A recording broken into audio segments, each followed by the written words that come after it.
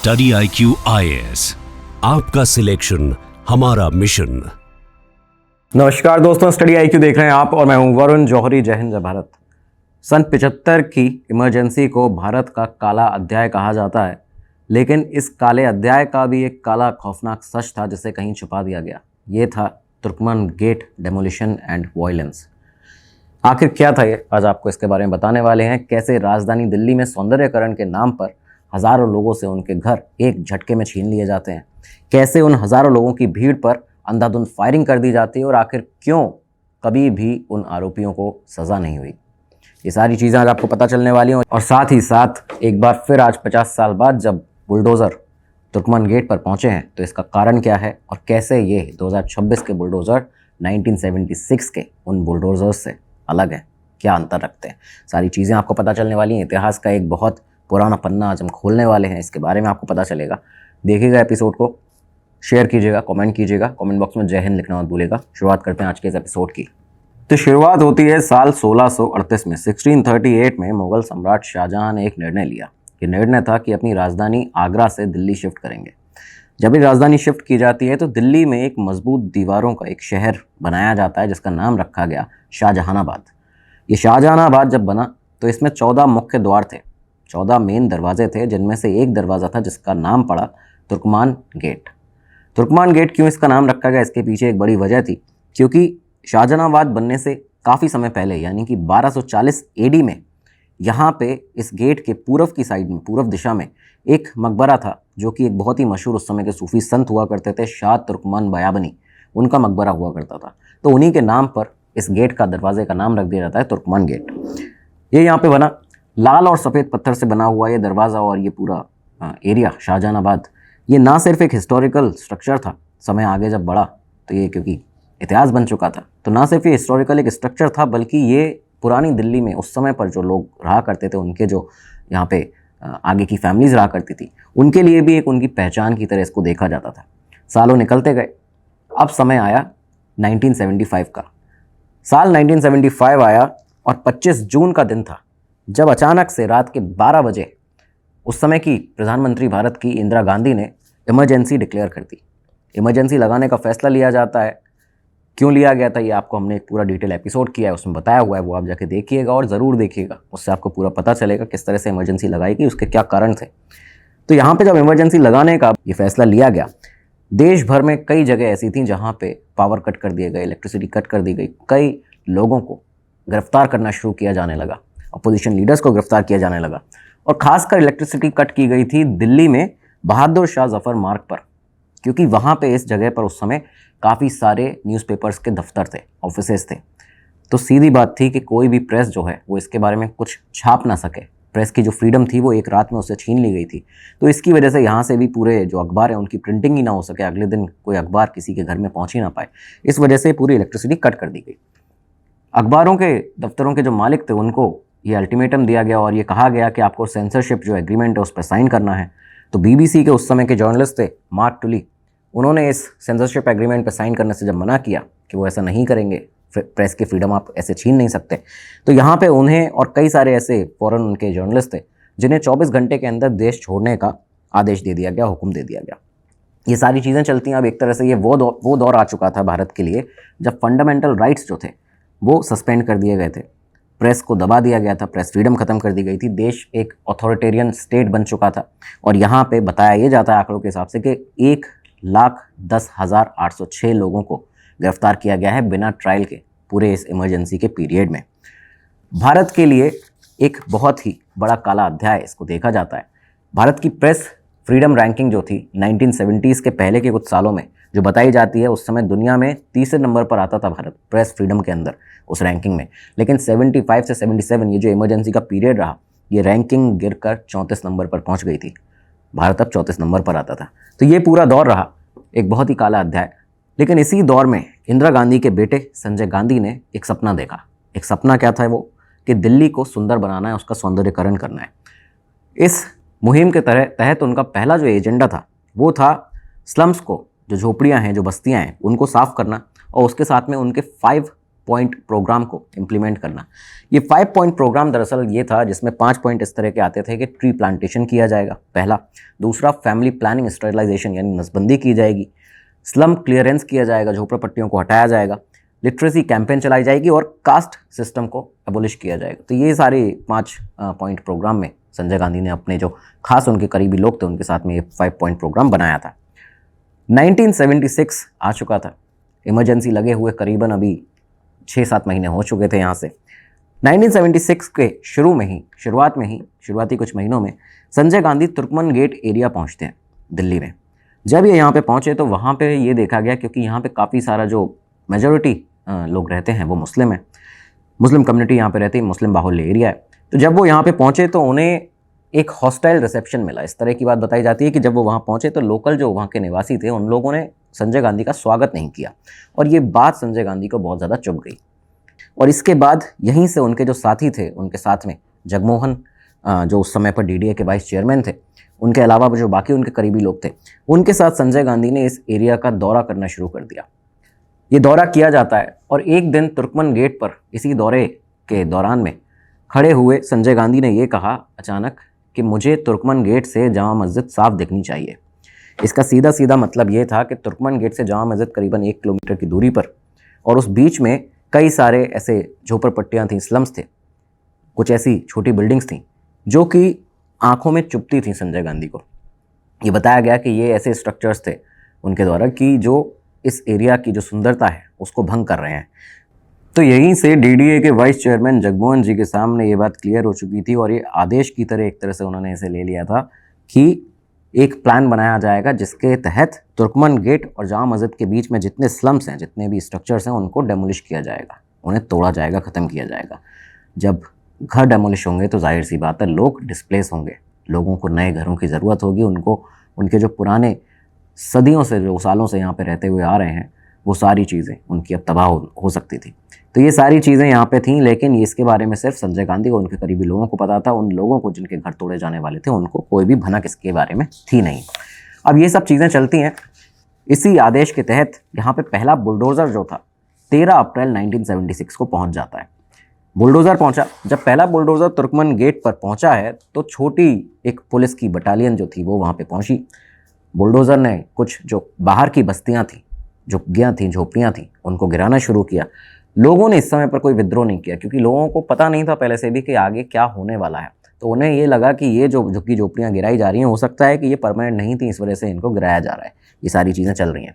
लेकिन इसके 2 दिन बाद ही 15 अप्रैल 1976 को संजय गांधी और दिल्ली के गवर्नर उस समय के कृष्ण चंद्र जी यहाँ पे पहुँचते हैं और Dujana house family planning camp का उद्घाटन करते हैं। ये जो हाउस फैमिली प्लानिंग कैंप था दरअसल ये यहाँ पे इसलिए लगाया गया था क्योंकि आपको पता हो कि इमरजेंसी में एक और काला अध्याय उसके साथ जुड़ा है इमरजेंसी के दौर के साथ में, जो था नसबंदी का काल। वो नसबंदी जब ज़बरदस्ती लोगों की नसबंदियाँ कराई जा रही थी, लोग भाग रहे थे, बचते थे इसे कराने से, और कई लोगों की यहाँ पे जान भी गई। तो ये जो Dujana family house planning camp था ये यहाँ पे लगा दिया जाता है महज पहले बुलडोज़र के चलने के 2 दिन बाद ही। और इसका पूरा कार्यभार जो था वो संजय गांधी ने दिया अपनी एक बहुत ही करीबी, एक दिल्ली की उस समय की बड़ी सोशलाइट कही जाने वाली रुखसाना सुल्ताना को। रुखसाना सुल्ताना वही जिन्हें आप आज सारा अली खान के नाम से जानते हैं। तो सारा अली खान जो एक्ट्रेस हैं उनकी नानी रुखसाना सुल्ताना को संजय गांधी ने पूरा काम दिया कि ओल्ड दिल्ली में जितने भी मुस्लिम एरियाज़ हैं उसमें नसबंदी कैंपेन जो है वो चलाने की जिम्मेदारी आपको दी जाती है। दुजाना हाउस में ये जो पूरा एक फैमिली कैंप था, प्लानिंग कैंप, ये खोला गया। तुर्कमन गेट के आसपास के जितने एरियाज़ थे यहाँ से लोगों को इसमें लाने लगे, लोग जो पुलिस वाले थे वो लगाए गए थे, जबरन लोगों को यहाँ पे लाया जाता था। और उसके बाद एक डर का माहौल पूरे तुर्कमान गेट एरिया में ये फैला कि जो इस फैमिली कैंप में जाता है वो वापस नहीं आता। इस तरह की अफवाहें जो थीं वो भी फैलने लगीं। इन सब अफवाहों के बीच में बताते हैं कि 3 पुलिस वाले वहाँ पे मौजूद थे जिनके नाम थे जुगरा चंद, ओमवीर सिंह और मोहम्मद नकी।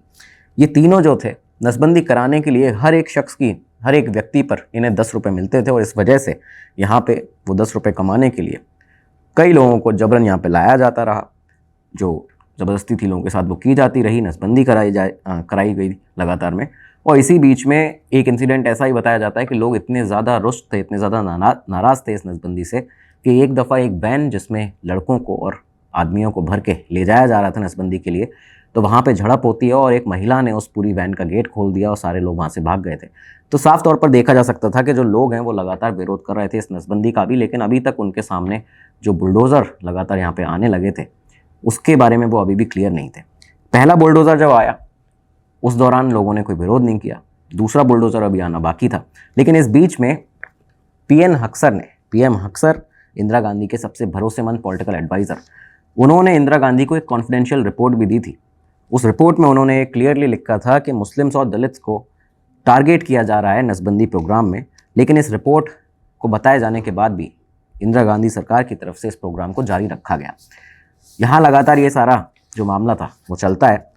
लेकिन अब जब तुर्कमान गेट के रहने वाले लोगों ने ये देखा कि लगातार बुलडोज़र जो है अब आना शुरू हो रहे हैं, तो इसके बाद एक डेलीगेशन बनाया गया वहाँ के लोगों के द्वारा। डेलीगेशन को एक लीड कर रहे थे शख्स, वो जाते हैं जगमोहन जी से, डीडीए के जो उस समय वाइस प्रेसिडेंट से, उनसे मिलने के लिए। उनसे मिलने जब गए तो उन्होंने कहा, उस पूरी डेलीगेशन ने, तुर्कमान गेट के निवासियों ने जगमोहन जी से, कि अगर आपको हमें शिफ्ट ही करना है तो आप हमें एक बड़े एरिया में शिफ्ट कर दीजिए जहाँ हम सब एक साथ रह सकते हों, अपना काम धंधा कर सकते हों और हमें दिल्ली के कॉर्नर्स में नहीं जाना पड़े, हमें वहाँ पर मत बिखेरिए। इस पर जो जगमोहन जी का एक जवाब था, उसको रिपोर्ट्स बताती हैं कि बहुत ही शॉकिंग जवाब था। और उन्होंने ये कहा यहाँ पे कि वो गुस्से में आ गए और उन्होंने कहा कि क्या तुम समझते हो कि हम पागल हैं कि एक पाकिस्तान डिस्ट्रॉय करके दूसरा पाकिस्तान बना दें। ये बात कही गई और इस बात के गवाह उस समय पर वहाँ पे चौधरी कईमुद्दीन जो डेलीगेशन के मेंबर थे, उन्होंने ये कहा कि जब ये कहा गया जगमोहन जी के द्वारा तो सब लोग सन्न रह गए थे। एक साइलेंस जो था वो पूरे उस रूम के अंदर छा गया था। इसके आगे जगमोहन जी ने कहा कि हम तुम्हें त्रिलोकपुरी और खिचड़ीपुर एरियाज़ में प्लॉट देंगे और तुम्हें 5 लाख और लोगों के साथ में, जिन्हें हम अभी रीसेटल वहाँ पे करने वाले हैं, उनके साथ में वहाँ पे रहना पड़ेगा और इस बार तुम लोगों को कोई भी स्पेशल प्रिविलेजेस नहीं मिलेंगे। याद रखो, अगर तुमने डेमोलिशन ऑपरेशंस को रेजिस्ट किया, अगर इसमें साथ नहीं दिया सरकार का, तो यहाँ पे कॉन्सिक्वेंसेज बहुत सीरियस हो सकते हैं। अब इस बीच में 5 दिन निकल चुके थे। पहला बुलडोज़र आया था 13 अप्रैल को और अब ये तारीख आ गई थी 18 अप्रैल। इस बीच, इस दौरान CPI-ML के कई सारे एक्टिविस्ट भी यहाँ तुर्कमान गेट पर पहुँच चुके थे, उन निवासियों के, वहाँ पे रहने वालों के सपोर्ट में, क्योंकि उन्हें समझ में आ रहा था कि जो गरीब लोग हैं, जो बेसहारा हैं, उनको दबाया जा रहा है सरकार के द्वारा इमरजेंसी के दौरान में। तो ये भी चीज़ें यहाँ शुरू हुई। लेकिन 18 अप्रैल 1976 तक लगातार बुलडोज़र आते रहे, डेमोलिशन चलता रहा, झोपड़ियाँ झुग्गियाँ जो थी उनको हटाया जाता रहा और इस समय तक बताया जाता है 404 परिवार थे, जो फैमिलीज़ जो थी वो शिफ्ट हो चुकी थी, उनके घर तोड़ दिए गए थे, 404 परिवार। खैर, ये सारा 18 अप्रैल तक का पूरा एक प्रोग्रेस थी सरकार की। लेकिन अगला दिन आया 19 अप्रैल 1976। 19 अप्रैल का ये वो दिन जो तुर्कमान गेट के इतिहास में एक काले पन्ने की तरह दर्ज है।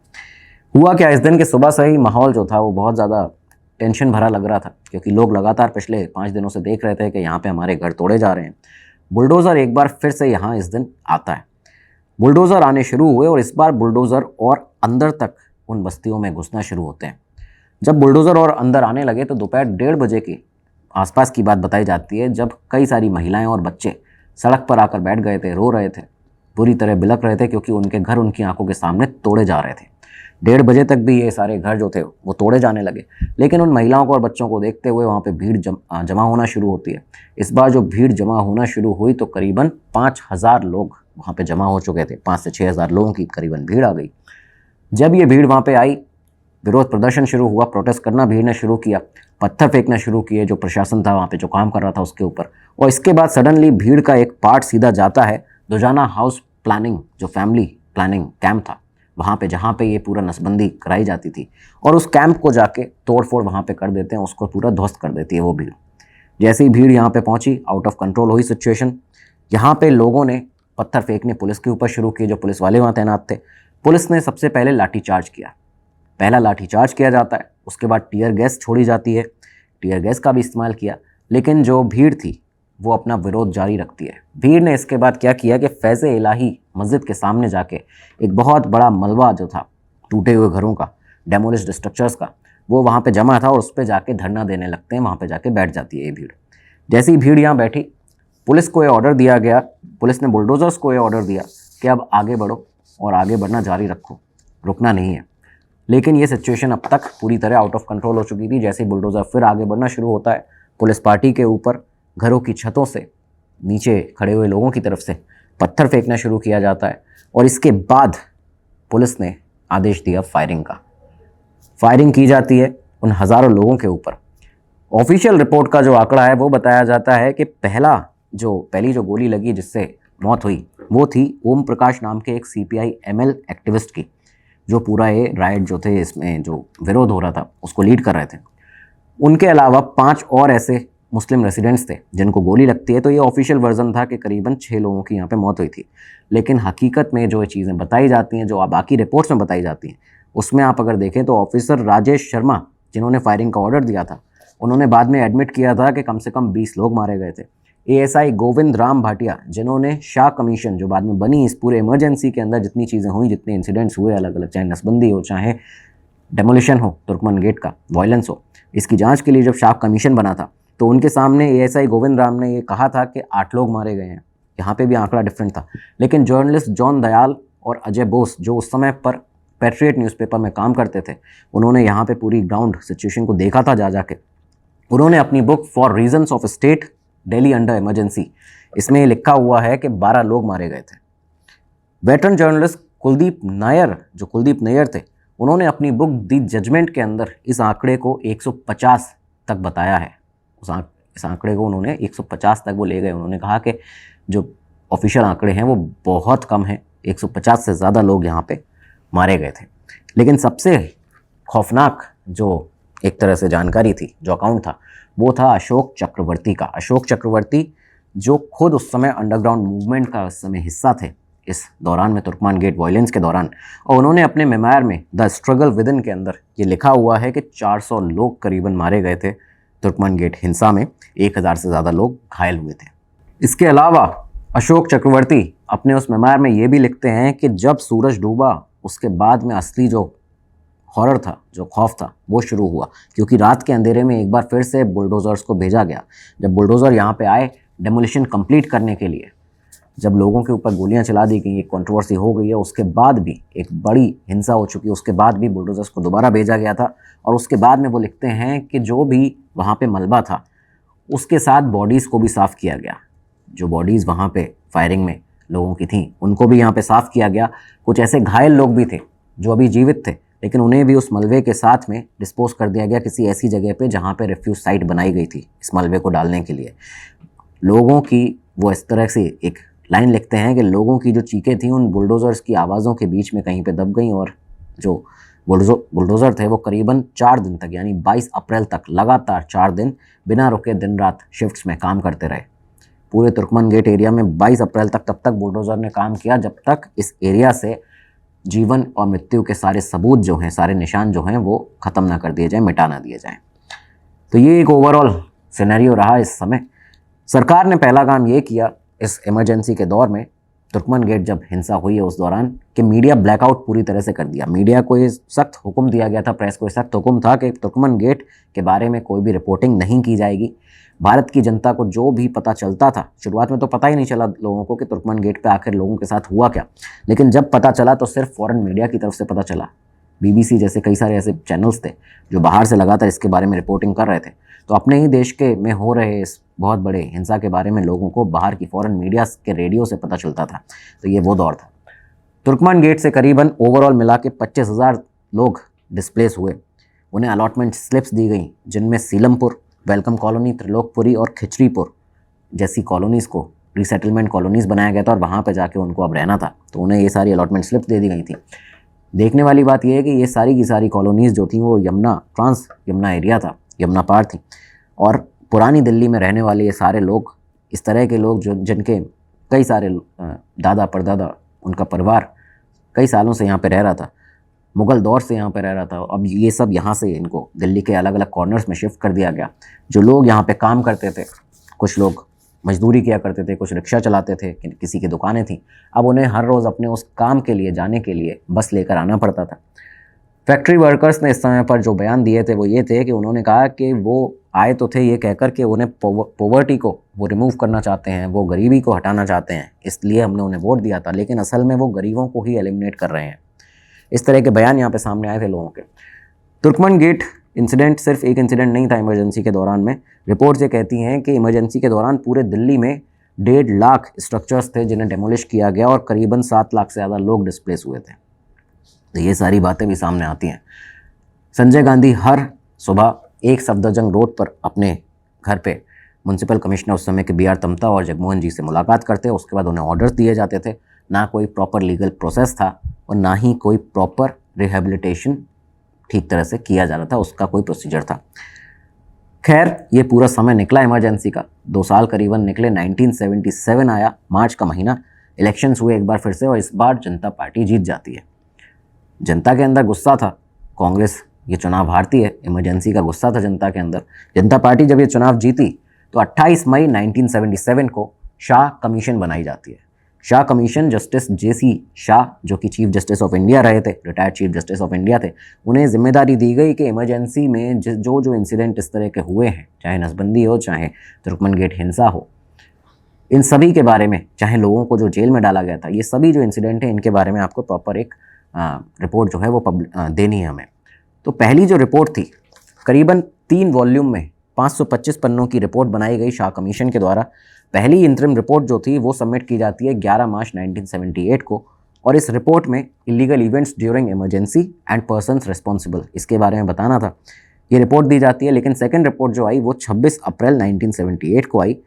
सेकंड इंटरिम रिपोर्ट के अंदर शाह कमीशन ने स्पेसिफिकली तुर्कमन गेट हिंसा के बारे में बात की थी। क्लियरली ये कहा गया था यहाँ पे कि ये सारी जो चीज़ें हैं ये संजय गांधी के ऑर्डर्स पर की गई हैं गवर्नमेंट ऑफिसर्स के द्वारा। यहाँ पे नाम लिए गए संजय गांधी, जगमोहन जी, BR तमता जो म्यूनसिपल कमिश्नर थे, PS भिंडर DIG पुलिस, सबको कल्पेबल बताया गया। लेकिन आप ये देखिए कि इनमें से किसी के खिलाफ भी कभी कोई एक्शन नहीं लिया जा सका। इनफैक्ट कुछ और ऑफिसर्स ऐसे थे जिनके बारे में इस कमीशन ने साफ तौर पर लिखित में ये कहा था कि ये अनफिट हैं किसी भी पोजीशन को, गवर्नमेंट पोजीशन को, पब्लिक ऑफिस को होल्ड करने के लिए। इसके बावजूद जब बाद में सरकार बनी तो कई ऐसे लोग थे जिनको बड़े बड़े पदों पर बिठाया गया और उनके बहुत ही सक्सेसफुल आगे करियर्स रहे। मई 1978 में जब सेकेंड इंटरिम रिपोर्ट आई थी शाह कमीशन की, तो उसके बाद जनता पार्टी के कुछ ऐसे लीडर्स थे जिन्होंने डिमांड करना शुरू की कि जल्दी ट्रायल हो सके, इसकी वजह से स्पेशल कोर्ट्स को सेटअप किया जाना चाहिए इस पूरे इमरजेंसी के अंदर जो लोग जिम्मेवार हैं उनको सज़ा दिलाने के लिए। लेकिन यहाँ पे जब ये डिमांड की गई तो इसके बाद पार्लियामेंट ने भी खैर यहाँ पे एक एक्ट उस समय पास किया था और ये 2 स्पेशल कोर्ट जो थी उनको इस्टेब्लिश करने का ये पूरा ऑर्डर दिया गया था 8 मई 1979 में। लेकिन इसके बाद हुआ कि आप सभी जानते हैं, महज 2 महीने बीते। 2 महीने के बाद 16 जुलाई 1979 को सरकार बदलती है, जनता पार्टी ये चुनाव जो हुआ वो हारती है, इंदिरा गांधी एक बार फिर से सत्ता में वापस आती हैं और 16 जुलाई 1979 को जब ये सरकार जनता पार्टी की गिरी है, इंदिरा गांधी जब पावर में आई तो जनवरी 1980 में ये जो पूरी 2 स्पेशल कोर्ट बनाने का ऑर्डर था, सुप्रीम कोर्ट ने इसे रिव्यू किया, देखा और इसके बाद ये बताया कि स्पेशल कोर्ट जो हैं जो बनाई गई थी वो लीगली कॉन्स्टिट्यूटेड नहीं थी, लीगली उन्हें नहीं बनाया गया था, कॉन्स्टिट्यूटेड नहीं किया गया था। इसलिए कोई भी ट्रायल नहीं हुई, कोई भी कन्विक्ट नहीं हुआ और इसके बाद जितने भी लोग शाह कमीशन ने इसमें जिम्मेदार बताए थे उन सब ने, जितने भी गवर्नमेंट ऑफिसर्स थे, उनके बहुत ही बड़े बड़े अच्छे सक्सेसफुल आगे करियर्स रहे।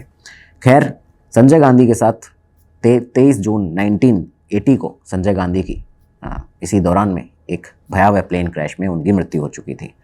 तो ये जो तुर्कमन गेट का वायलेंस था वो इस तरह से पूरी तरह से ख़त्म हुआ, ये जो केस था वो कहीं दबके रह गया।